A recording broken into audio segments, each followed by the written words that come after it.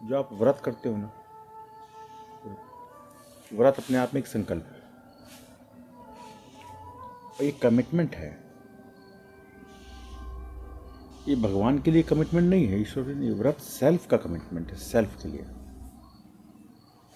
और बोलो तो मन का कमिटमेंट है। मन संदेश देना चाहता है आत्मा की ओर कि हम तुम्हारी ओर बढ़ना चाहते हैं, और निवेश ये संकल्प के माध्यम से इंद्रियों को हम निर्देश देते हैं कि वो अपनी गति को मंद करें, क्योंकि इंद्रियां अंतर्मुखी होंगी नहीं। तो उनको आहार कम दोगे तो उनकी गति कम हो जाएगी। और ये जो कमिटमेंट इन्होंने किया, झूठे जितने कमिटमेंट हैं, ये आगे जाके इनके जीवन को बहुत संकट में डालने वाले हैं। ये बहुत संकट में आने वाले हैं, क्योंकि स्लेट की लकीर मिट जाती है, संकल्प की लकीर नहीं मिटती। तो जो इन्होंने कमिटमेंट किया और नहीं पूरा कर रहे या करेंगे तो ये तो इनका जीवन, सारे पुण्य लग जाएंगे उसको मिटाने में। ऋषियों ने बहुत सोच के व्रत अस्तित्व में लाए। आप देखिए कि जो हर विषय पे एक व्रत खड़ा हुआ है, महत्वपूर्ण चीज़ों पे, बच्चों पे एक व्रत है, प्रकृति पर एक व्रत है, ऋतु परिवर्तन पर एक व्रत है, पुत्र के लिए एक व्रत है। तो प्रकृति को निर्देश है कि मेरी धारा अखंड रहे।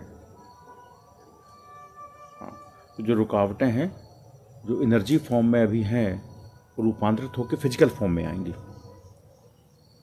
आपके 4-5 साल के बाद जो सुख या दुख जो भी है, वो अभी एनर्जी फॉर्म में होगा,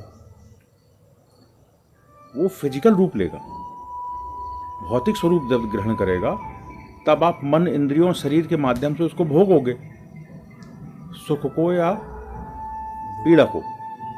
वो अभी भी है, बट अभी आपके आभा औरे से, मन के आभा औरे से दूर है वो।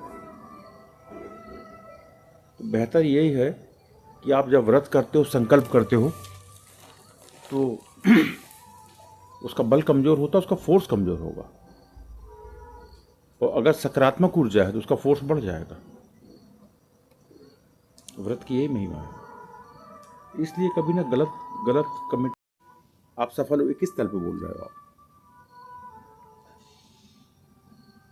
जीवन का सर्वोत्तम लक्ष्य प्राप्त हो गया। मनुष्य ने भौतिक उपलब्धि को जीवन का लक्ष्य मान लिया,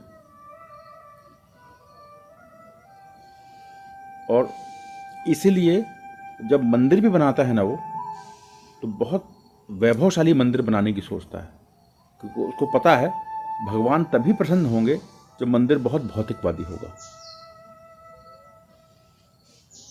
मंदिर में अगर गोबर से लीप के अगर भगवान की स्थापना कर दोगे, भगवान गुस्सा हो जाएंगे। इसलिए ग्रेनाइट मार्बल लगाते जाओ, भगवान प्रसन्न हो जाएंगे, क्योंकि उसके अंदर ये बात बैठी हुई है कि भौतिकवाद ही सफलता, भौतिकवाद ही असफलता। क्योंकि तृप्ति और आनंद ये ना शरीर का विषय है, ना मन का विषय है। मन कभी तृप्त नहीं होता और आत्मा कभी अतृप्त नहीं होती।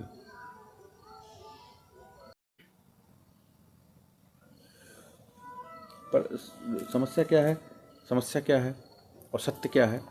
समस्या ये है कि अब फिर वापस आना पड़ेगा आपको कि यह है कलयुग। तो कलयुग किस संदर्भ में है? अरे बहुत चोरी हो रही है, कलयुग है ना? वो तो सतयुग में भी चोरी होती थी। अरे बहुत पाप बढ़ गया है ना?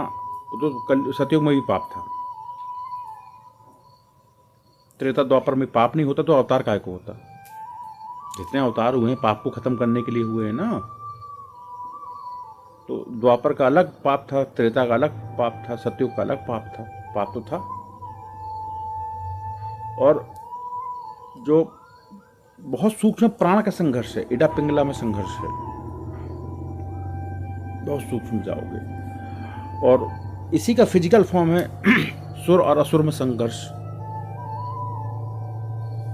जिसको आप बोल देते हो देवताओं का और असुरों का संघर्ष।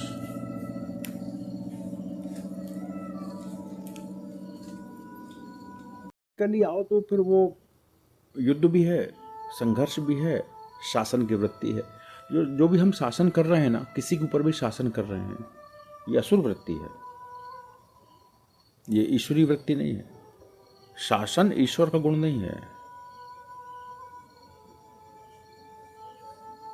ईश्वर राजा और रंक नहीं बनाता। ईश्वर की दृष्टि अभेद है। जिस ऋषि ने जाना तो राजा से भावना की गई कि तुम राजा तो बन गए व्यवस्था चलाने के लिए, लेकिन सबके प्रति समदृष्टि रखना, अन्याय नहीं करना, क्योंकि ईश्वर को न्याय मतलब वो सभी का है। ईश्वर का अंश अंश, पोर पोर, सूर्य की किरण किरण सबकी है। तो राजा और उसका मुलाजिम दोनों का प्राण पर, वायु पर एक सा अधिकार है। फिजिकली जमीन पर राजा का अधिकार होगा, जमीन पर रंक का अधिकार नहीं होगा, लेकिन सूर्य के प्रकाश पे दोनों का अधिकार है, चंद्रमा पर दोनों का अधिकार है। यहां से सोचना पड़ेगा, जब ईश्वर के मार्ग में आप जाते हो ना, तो आपके अंदर ना समभावना, समदृष्टि का स्वतः विकास होता है। वो देवता है जो सृजन के विपरीत है, वो असुर है। जोर से बोलना असुर, ज्यादा खाना असुर, कम खाना देवता, कम बोलना देवता, व्यवहार शून्य देवता, प्रतिक्रिया न देने वाला देवता। जितना ज्यादा असुर गुण आएंगे उतनी जल्दी अपन रिएक्ट कर जाएंगे। इस संबंध में असुर खराब बात नहीं है और नसुर बहुत अच्छी बात है, बस दोनों हैं। एक का अलाइनमेंट ठीक हो गया, एक का हुआ नहीं है ठीक, इतना अंतर है।